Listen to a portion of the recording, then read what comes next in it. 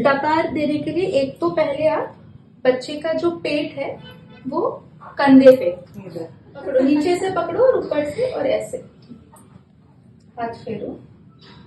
ये कंधे पे प्रेशर पड़ता है तो हाँ डेकर आता है, गैसेस भी निकलता है, तो उसको जो दर्द है रो रहा है वो कम हो जाएगा।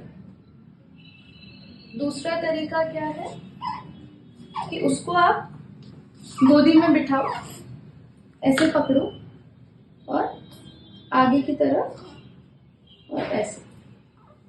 अगर आप थके हो, उसको ले नहीं सकते हो, कंधे पे बैठे हो, गर्दन पे कुछ नहीं होना चाहिए, गर्दन ठीक रहेगा, गर्दन बहुत ऐसा नहीं होना चाहिए, सिर्फ सपोर्ट करना है और पीछे से ऐसे।